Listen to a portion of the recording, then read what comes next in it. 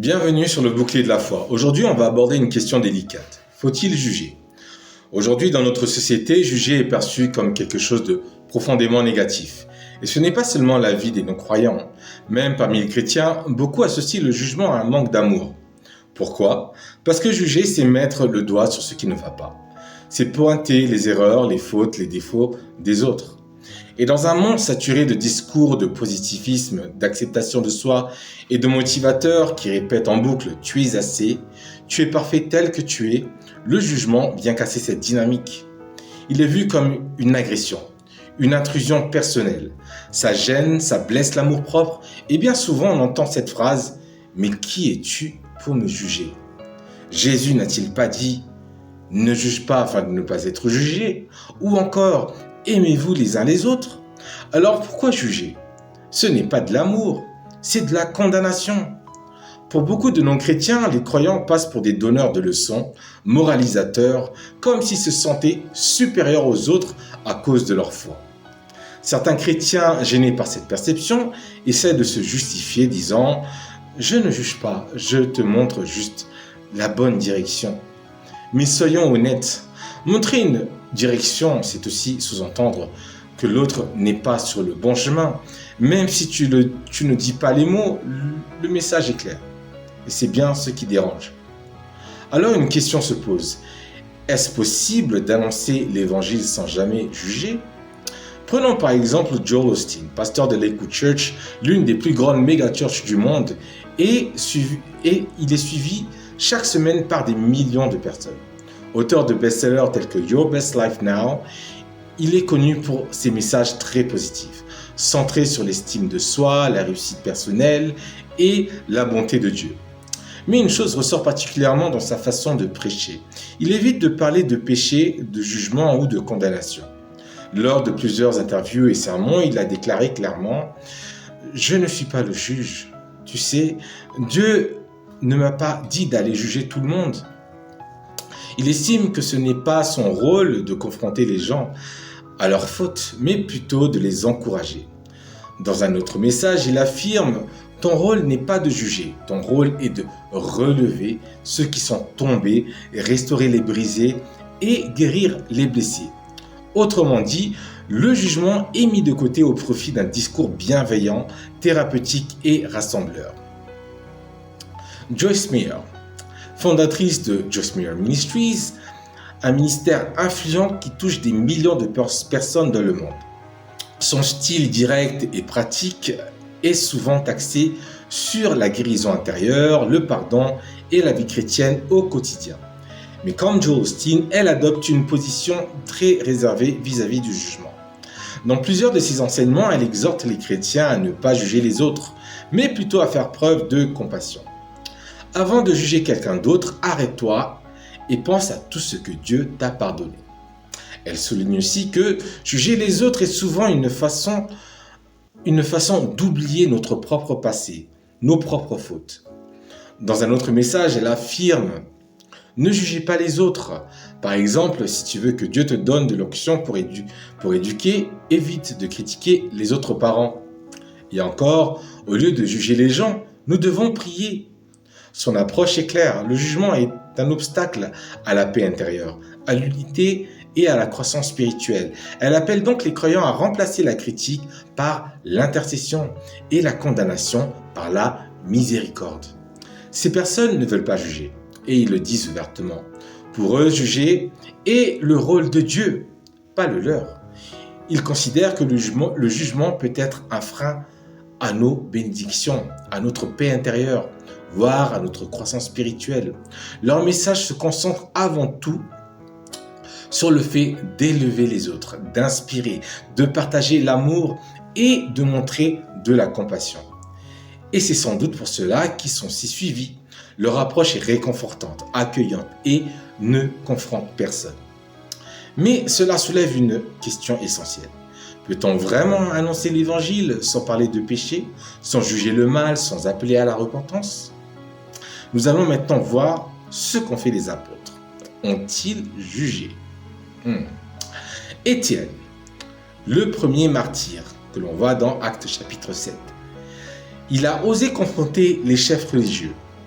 Il leur a rappelé leur histoire de désobéissance, dénoncé leur hypocrisie et exposé leur culpabilité dans la mort du juste.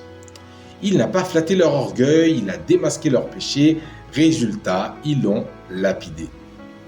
Pas parce qu'il parlait d'amour, mais parce qu'il a jugé avec la vérité. Jean-Baptiste, le précurseur du Messie, lui, il a été décapité pour avoir publiquement dénoncé l'adultère d'Hérode. Ce n'était pas tolérant, ce n'était pas stratégique, mais c'était la vérité. Pierre et Jean, devant le Sanhédrin dans Actes chapitre 4, ont affirmé sans détour « Il n'y a de salut en aucun autre ». Ils ont rappelé aux responsables qu'ils ont tué le Sauveur. Ils ont confronté, accusé, appelé à la repentance. Leur message n'était pas neutre. Ils jugeaient les œuvres du monde selon la parole de Dieu.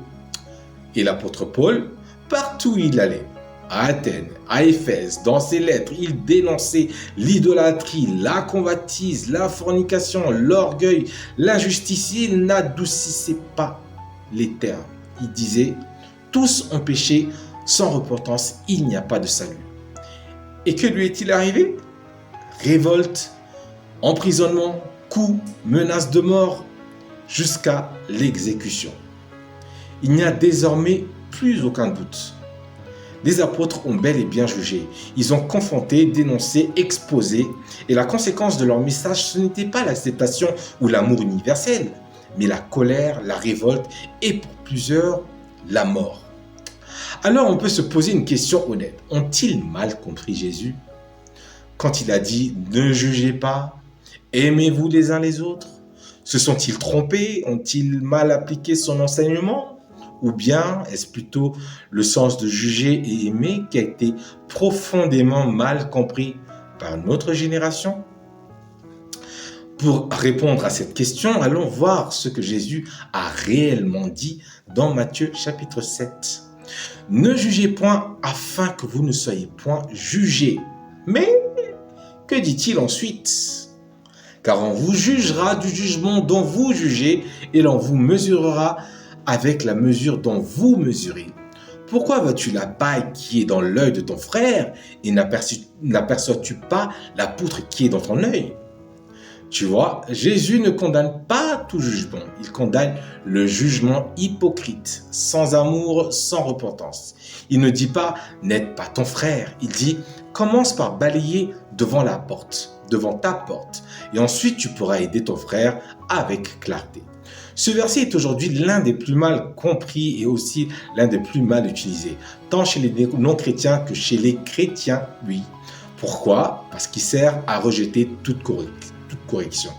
Parce que soyons honnêtes, ça dérange d'être repris. Personne n'aime entendre que ce qu'il fait est mal. À cause de notre nature pécheresse, on veut tous se donner une bonne conscience, se faire passer pour de bonnes personnes. On préfère cacher ce qu'on est vraiment. On en a honte. On ne veut pas que les gens nous voient tels que nous sommes.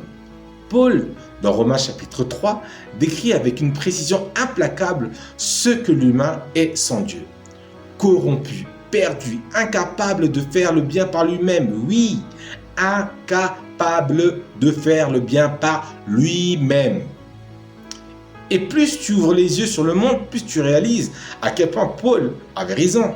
Et l'homme, dans sa misère, essaie de camoufler son état de perdition en accumulant de bonnes œuvres. C'est pourquoi, dans presque toutes les religions, le salut est basé sur les œuvres. Fais le bien et tu iras au paradis. Obéis aux commandements, sauf dans le vrai christianisme. Voyez-vous, contrairement à ce que pensent la plupart des gens, et même certains prédicateurs comme Joel Osteen ou Joyce Meyer, juger une personne est tout à fait biblique. Nous l'avons déjà constaté avec l'exemple des apôtres. Voyons maintenant ce que dit la Bible. Il existe clairement plusieurs passages dans la Bible qui affirment que juger est nécessaire. Prenons Jean chapitre 7 verset 24 où Jésus dit lui-même « Ne jugez pas selon l'apparence, mais jugez selon la justice. » Et Luc chapitre 12 verset 57 ajoute « Et pourquoi ne discernez-vous pas de vous-même ce qui est juste ?» Ça c'est un jugement. Le problème ce n'est donc pas le fait de juger, mais la manière de juger. Le vrai malentendu, c'est qu'on a souvent associé le jugement à la condamnation. Oui, comme je l'ai déjà dit, juger peut blesser, c'est vrai. C'est même pour ça que beaucoup le rejettent, parce qu'on n'aime pas être repris, confronté ou corrigé. Mais regardez ce que dit la parole de Dieu. Dans Proverbe chapitre 27, verset 6, les blessures d'un ami prouvent sa fidélité, mais les baisers d'un ennemi sont trompeurs. En d'autres termes, il vaut mieux une vérité qui blesse qu'un mensonge qui flatte. Oui, la vérité peut faire mal et parfois très mal. Mais c'est une douleur salutaire qui a le pouvoir de nous relever, de nous corriger, de nous sauver. Car n'oublions pas ce que Jésus a dit en Jean chapitre 8, verset 32. Vous connaîtrez la vérité et la vérité vous affranchira. Personnellement, j'aime beaucoup la traduction du mot juger dans notre langue, malagasy. Mitsara, sa racine est tsar, qui signifie bien. Et mitsara signifie littéralement rendre une chose bien, ajuster ce qui est tordu. Cela change notre perspective, non? Juger dans son sens véritable, c'est chercher le bien, c'est redresser ce qui est de travers, c'est vouloir ramener à la lumière ce qui était dans l'erreur. Juger est donc une bonne chose, si c'est fait avec amour, avec justice, avec vérité. Et en réalité, on juge tous les jours. Nous avons besoin d'exercer notre discernement pour choisir ce qui est bon. Que ce soit le conjoint avec qui on va passer notre vie, l'école dans laquelle on place nos enfants, les amis qu'on fréquente, le travail qu'on accepte, l'enseignement qu'on écoute, même cet enseignement. Est-ce que je suis une bonne personne qu'il faut écouter? Une bonne vie exige de bons jugements. Alors pourquoi cela deviendrait-il un mal quand il s'agit du domaine spirituel? Pourquoi quand il s'agit de vérité, d'éternité, de salut, juger serait soudainement interdit? Vous en pensez quoi? Si vous êtes d'accord avec ce que je dis, laissez un like. Si vous pensez que je me trompe, dites-le en commentaire. Dans tous les cas, vous jugez. Et c'est exactement le sujet de cette vidéo. Maintenant, voyons pourquoi le jugement moral est incontournable lorsqu'on veut annoncer l'évangile. Voici 2 questions pour y voir plus clair. Premièrement, est-il possible de parler du péché de l'homme sans émettre un jugement? Non. Parler de péché implique déjà l'existence d'un cadre moral objectif, donc d'un jugement de valeur. Cela présuppose qu'un comportement est mauvais selon une norme supérieure, la Bible. Même simplement évoquer le mot péché, c'est déjà faire une distinction entre le bien et le mal. C'est donc poser un jugement. Deuxièmement, peut-on appeler à la repentance sans appliquer un jugement? Non. Appeler quelqu'un à se repentir, c'est lui dire qu'il doit changer de direction. Cela implique donc sa voie actuelle est mauvaise. Tu juges alors un comportement, un état moral, voire une position spirituelle. Dès l'instant où tu dis à quelqu'un qui doit se repentir, tu déclares qu'il est dans l'erreur, qu'il est pécheur, tu émets un jugement, que tu le veuilles ou non. Ce n'est peut-être pas un jugement condamnatoire, mais c'est bel et bien un jugement moral basé sur une norme biblique. Et ce jugement est inévitable dans tout vrai message d'appel à la repentance. Mais pourquoi faut-il absolument parler de péché quand on évangélise? Après tout, beaucoup de personnes ne le font pas, de pasteurs ne le font pas. Et pourtant, leur message touche les foules.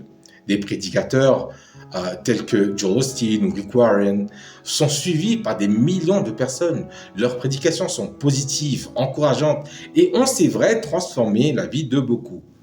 Je ne remets pas cela en question. Oui, leurs messages ont aidé des gens à se relever, à reprendre confiance, à trouver un sens à leur vie.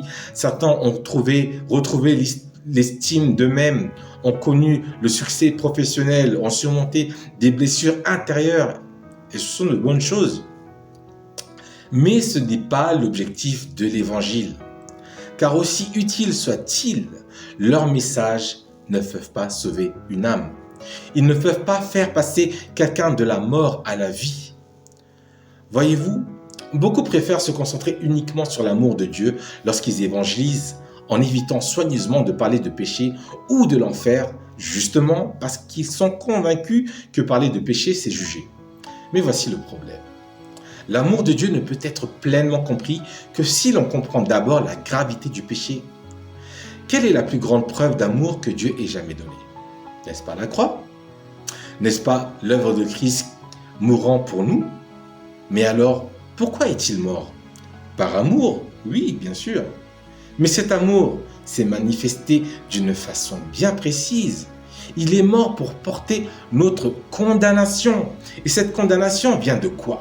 Eh bien, du péché de l'homme. Rappelez-vous cette femme pécheresse dans Luc chapitre 7, verset 47, à propos de qui Jésus a dit: « C'est pourquoi je te le dis, ses nombreux péchés ont été pardonnés, car elle a beaucoup aimé. Mais celui à qui on pardonne peu, aime peu. » Pourquoi cette femme a-t-elle beaucoup aimé? Parce que beaucoup lui a été pardonné. Il y a ici un lien direct profond entre la conscience de notre état de pécheur, le pardon que nous recevons et l'amour que nous avons pour Dieu. Si je ne réalise pas l'ampleur de mes fautes, je ne mesurerai jamais la grandeur de la grâce. Et si je ne mesure pas la grâce, comment pourrais-je aimer profondément celui qui me l'accorde? Alors pourquoi voudrions-nous éviter de parler de péché? Pourquoi vouloir contourner cette réalité? En évitant le sujet du péché, nous empêchons les gens de découvrir la profondeur de l'amour de Dieu. Nous leur fermons la porte à une relation vraie, bouleversante, transformante avec Jésus. Parler du péché, ce n'est pas condamner. C'est préparer le cœur à la libération. C'est créer l'espace pour que la bonne nouvelle de l'évangile prenne tout son sens. Et justement, pour que cette bonne nouvelle ait un vrai sens, encore faut-il comprendre de quoi elle nous sauve. Car on ne peut savourer la douceur du pardon sans avoir mesuré l'amertume du péché. On ne peut célébrer la grâce sans réaliser à quel point on en a besoin. Alors revenons à l'essentiel. Si on veut vraiment comprendre l'amour de Dieu, il faut commencer par comprendre le message qu'il nous a laissé, l'évangile ou bonne nouvelle. Il faut se poser une question simple. Bonne par rapport à quoi? Pourquoi avons-nous besoin d'une bonne nouvelle pour commencer? J'aime beaucoup ce qu'un prédicateur a dit un jour. J'ai une bonne nouvelle et une mauvaise nouvelle. La bonne, Jésus revient. La mauvaise, Jésus revient. Tout dépend de quel côté de la ligne tu te trouves. Oui, il y a une bonne nouvelle, l'évangile, mais elle n'a de sens que si tu comprends d'abord la gravité de la mauvaise nouvelle. Avant la croix et la résurrection, l'humanité était sous le poids d'un héritage tragique, le péché. Par un seul homme, Adam, le péché est entré dans le monde et avec lui, la mort. Nous sommes nés dans un état de perdition profondément corrompu. Il n'y a rien que nous puissions faire pour nous en sortir. On a hérité d'une nature pécheresse et de la condamnation qui l'accompagne. Le salaire du péché, c'est la mort, comme il est écrit dans Romains chapitre 6, verset 23. Tous sans exception méritons la juste colère de Dieu. Aucune bonne œuvre ne peut couvrir notre honte, notre culpabilité, notre offense envers un Dieu infiniment juste. Et pourtant, malgré notre rébellion, Dieu a choisi d'agir. Il a envoyé son propre Fils afin d'offrir la grâce à ceux qui se repentent. La grâce, la vraie, celle qui te couvre de la justice de Christ, celle qui te rend juste devant Dieu, même si tu ne l'étais pas. Mais je tiens à m'arrêter ici pour insister sur ce point. Même si l'on a déjà dit que nous sommes tous pécheurs et que nous méritons tous le châtiment éternel, il est fort probable que la personne qui écoute, à qui l'on évangélise, ne soit pas réellement touchée par ces paroles. Pourquoi? Parce qu'il faut comprendre une chose essentielle. La personne qui t'écoute a souvent une idée préconçue de ce que pensent les chrétiens à propos du salut, même si elle ne croit pas en Dieu. Nous vivons dans une société où tout s'obtient par le mérite. Rien n'est gratuit. Et cette logique du mérite est profondément ancrée dans nos mentalités.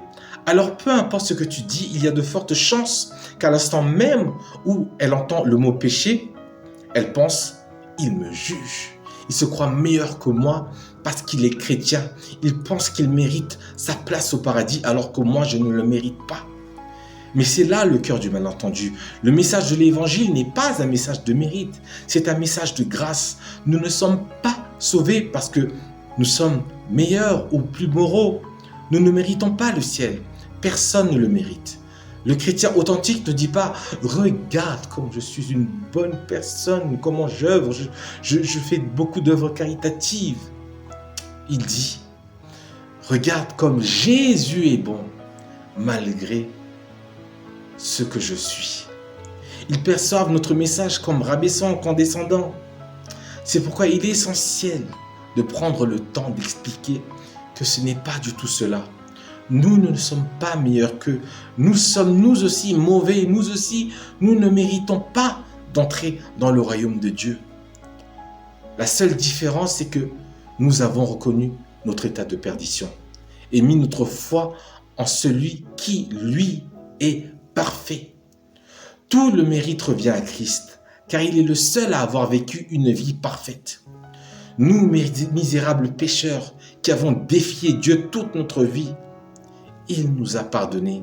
Il a fait de nous des héritiers, il nous a appelés ses enfants. Et désormais, nous ne nous présentons plus devant Dieu avec nos propres œuvres, mais avec la justice parfaite de Christ.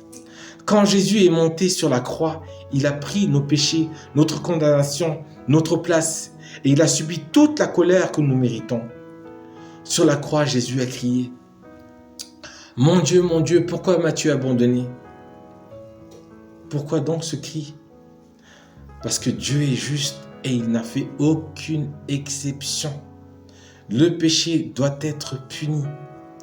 Alors peut-être pensons-nous parfois, Dieu est amour, il me pardonnera. Mais attention, ce raisonnement est dangereux, car l'amour de Dieu n'annule pas sa justice. Il l'accomplit parfaitement à la croix. La Bible dit clairement, lui qui n'a pas épargné son propre fils, l'a livré pour nous tous. Dieu n'a pas épargné son propre fils. Jésus a subi la pleine mesure de la justice de Dieu à notre place. Alors comment pourrions-nous imaginer que Dieu nous épargnera simplement par amour? Si nous rejetons ce sacrifice, si nous ne nous repentons pas, si nous refusons de nous soumettre totalement à lui. L'amour de Dieu n'est pas une excuse pour ignorer notre péché. Au contraire, c'est cet amour qui nous pousse à la repentance. Exode chapitre 34, verset 7 dit « Dieu ne tient point le coupable pour innocent. » L'évangile ne flatte pas, il sauve. Ce n'est pas un message de développement personnel, ce n'est pas une méthode pour devenir une meilleure version de nous-mêmes. C'est un appel au renoncement, à la repentance et à la foi en Jésus-Christ seul. Toutes les autres religions tentent de résoudre le problème du péché de la même façon. Sois une bonne personne, fais de bonnes œuvres, améliore-toi. Mais ce message flatte l'homme. Il lui dit qu'il a en lui ce qu'il faut pour être sauvé. L'Évangile, lui, nous dit la vérité. Nous ne pouvons pas nous sauver nous-mêmes. Et cette vérité parfois dérange. Voilà pourquoi le jugement est inévitable. Parler de péché, de repentance, de salut, c'est déjà exercer un jugement moral. Mais ce jugement ne vient pas d'un esprit de supériorité. Il vient de l'amour, de la vérité, de l'obéissance à la parole. Vous connaîtrez la vérité et la vérité vous affranchira. Oui, ça peut blesser. Mais voilà ce que la parole de Dieu dit.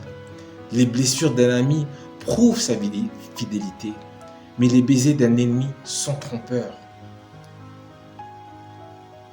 Tu vois, il vaut mieux une vérité qui dérange qu'un mensonge qui rassure, parce que ce mensonge peut t'envoyer en enfer. Et voici un autre problème. Refuser d'être jugé, c'est aussi bloquer sa propre croissance spirituelle. C'est comme avoir un mur plein de moisissures et de saleté et choisir de repeindre par-dessus. Tu caches la misère et tu ne la règles pas. Tu embellis l'extérieur alors qu'à l'intérieur, pourri. Ne faisons pas des autres des tombeaux blanchis. L'évangile, lui, ne repeint pas nos vies, il les reconstruit. Et pour cela, il faut accepter d'être jugé par la vérité pour être transformé par la grâce. Alors oui, parler du péché, c'est juger. Mais ce jugement ne vient pas de supériorité, de la supériorité. Il vient de l'amour, de la vérité et de l'obéissance à Dieu. L'évangile ne flatte pas, il sauve. Il ne dit pas tu es assez, il dit tu es perdu. Mais Christ est suffisant. Éviter de parler du péché, ce n'est pas aimer davantage. C'est priver les gens de la profondeur de la grâce. Nous ne sommes pas meilleurs que ceux à qui nous parlons. Nous avons simplement reconnu notre faiblesse, notre péché, notre état de perdition et accepté le seul sauveur, Jésus-Christ. Jésus est le seul juste juge. Donc acceptons, écoutons les gens quand ils viennent vers nous pour nous dire que voici, il y a certaines choses que l'on fait qui ne sont pas en accord avec la parole de Dieu. Écoutons et usons de discernement afin que nous puissions être transformés, afin que nous puissions nous rapprocher encore plus de Dieu. Merci d'avoir tenu jusqu'au bout.